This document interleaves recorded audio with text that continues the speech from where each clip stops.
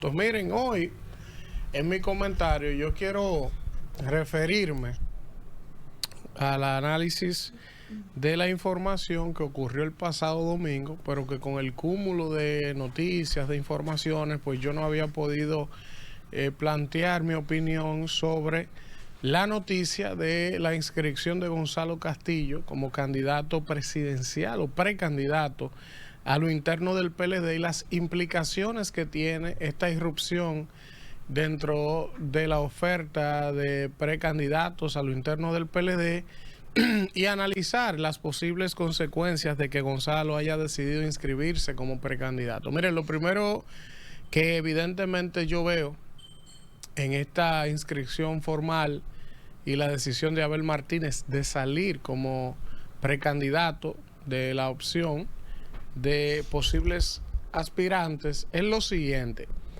La figura de Gonzalo Castillo, si usted la analiza en dos dimensiones distintas, tiene que analizarla. Primero, Gonzalo Castillo, el político quizás con capacidad de estadista, el político quizás al que usted le atribuya algún tipo de talento para dirigir la nación en el contexto que va a quedar económicamente la República Dominicana cuando termine este gobierno, que va a ser un contexto sumamente difícil. Si usted proyecta a un Gonzalo Castillo estadista con la capacidad de sortear como líder todas estas situaciones que van a ser heredadas posiblemente en el momento que hay un cambio de gobierno, si eso pasara en el 2028, Gonzalo Castillo no tiene el perfil más idóneo, no lo tiene. Ahora, si usted analiza la otra vertiente de Gonzalo Castillo, el Gonzalo Castillo candidato, entonces usted está hablando de un Gonzalo Castillo con la fortaleza, con el entusiasmo, con la emoción que despierta como candidato a lo interno de esa organización política y hasta fuera de esa organización. Y eso tiene una explicación. El Gonzalo Castillo que la gente recuerda es un operativo, un ministro de Obras Públicas eficiente, un hombre que era un hombre abierto, cercano, usaba camisa manga corta, pero dio buenos resultados en obras públicas, un hombre que cuando vino la pandemia prestaba los aviones, dio muchísimo gas, dio muchísimo pan, dio muchísima comida. Entonces la gente tiene de Gonzalo esa imagen de un hombre cercano, un hombre carismático, un hombre que hasta a algunas mujeres lo parecía buen mozo. Y entonces como candidato, como producto electoral, Gonzalo le lleva la milla a todos los otros aspirantes a lo interno de esa organización. Y por eso la movida estratégica de inscribirlo, aunque él no fue formalmente al acto de inscripción. Pero también hay otra lectura de esta inscripción de Gonzalo Castillo. Ahí le separé inicialmente dos cosas. Gonzalo como candidato, es muy difícil que cualquiera de los otros pueda internamente derrotarlo. Esa es la realidad. Ahora, Gonzalo ya como candidato para ganar la presidencia, entonces otro tema y otra discusión. Ahí yo no le veo tantas posibilidades en esa otra etapa. Ahora, de que para mí internamente no hay quien pueda enfrentarlo, eso es un hecho. Y es un tipo que despierta emociones, despierta carisma, aglutina al PLD, detiene la hemorragia de PLDistas hacia la fuerza del pueblo. Eso es la realidad. Eso es lo que hay en cuanto a esa decisión de Gonzalo. Ahora, el principal afectado con la irrupción de Gonzalo en este momento es Leonel Fernández. ¿Por qué es Leonel Fernández? Porque Leonel ha venido consolidándose como el principal líder de oposición y estaba drenando al PLD, juramentándole dirigente toda la semana, llevándole dirigente importante en todo el país, y eso tiene una explicación lógica. Los PLDistas no tenían un candidato fuerte que aglutinara, que generara emoción, y evidentemente donde tú no ves un norte, pues la gente se va. Entonces ahora con la irrupción de Gonzalo, aunque haya un concurso interno, va a haber una competencia interna en el PLD, eso es más un protocolo que otra cosa, aunque hay algunos amigos que se sientan mal, pero es la realidad. Evidentemente, en ese sorteo de concursos, el candidato va a terminar siendo Gonzalo, aunque no sea mi favorito. A mí me gustaría más un perfil como el de Francisco Domínguez Brito, pero la realidad es otra. Entonces, Gonzalo, por el PLD, detiene la hemorragia, genera ilusión en el PLDista, fortalece la marca y en la fuerza del pueblo entonces se debilita. ¿Por qué? Porque aunque mucha gente no lo cree, ahora va a comenzar a haber una disputa real por ese segundo lugar.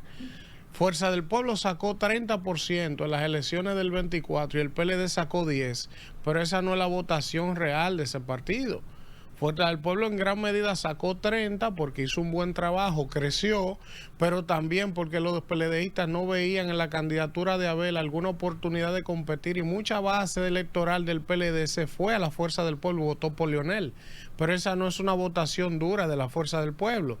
Si Gonzalo es el candidato, genera ilusión, genera dinamismo, genera una campaña distinta y gran parte de esa votación PLDista que fue prestada a Fuerza del Pueblo va a volver al PLD. Entonces eso va a polarizar la oposición, para poder crecer, va a estar muy limitada a partir de un punto. Y entonces, ¿qué es lo que yo he dicho con relación a esto? Que tengo 2 años diciéndolo y mucha gente me decía loco. Yo, Elvin Castillo, no veo posibilidades alguna o muy remotas de que la Fuerza del Pueblo pueda alcanzar el poder con Leonel Fernández como candidato. Primero, porque Gonzalo Castillo precisamente fue la figura que provocó la ruptura del PLD con aquel tema del fraude en el 2019, ¿verdad? Entonces, si Gonzalo es el candidato, es muy difícil que haya una posibilidad de un acuerdo o de un entendimiento con la Fuerza del Pueblo siendo Leonel el candidato. Eso es más distancia que nunca la que existe hoy entre esas dos fuerzas políticas. Pero además, como yo les he explicado antes, Danilo va a hacer lo que sea para que Leonel no vuelva a ser presidente. Y entonces en ese escenario, y ya yo lo había dicho hace semanas este análisis, Danilo pacta más fácil con David Collado o Carolina Mejía que con pactar con Leonel Fernández. Por eso Danilo vuelve, aunque ellos no lo van a decir, inscribe a Gonzalo a última hora. Si ustedes lo analizan, es el mismo guión de cuando él inscribió a Gonzalo en el 19, la reedición de ese proceso. Entonces, ¿qué va a pasar? Danilo, si definitivamente Leonel insiste en ir y que él, Danilo va a hacer lo que tenga que hacer, así sea con un 10, con un 15, con un 20, que Gonzalo va a elevar la votación del 24 con relación a Abel. Es otro candidato, es diferente. El contexto es diferente. El PLD está un poco más recompuesto con relación a aquel proceso. Entonces, ¿qué va a pasar? Danilo, si Leonel insiste en ir y presentarse como candidato, Danilo va a pactar con el PRM.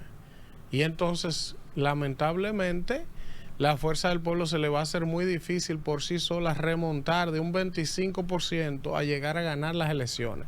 ¿Por qué? Porque hay una franja de abstención que fue casi un 50% de las elecciones pasadas, que a Leonel le cuesta mucho traer votos de ahí.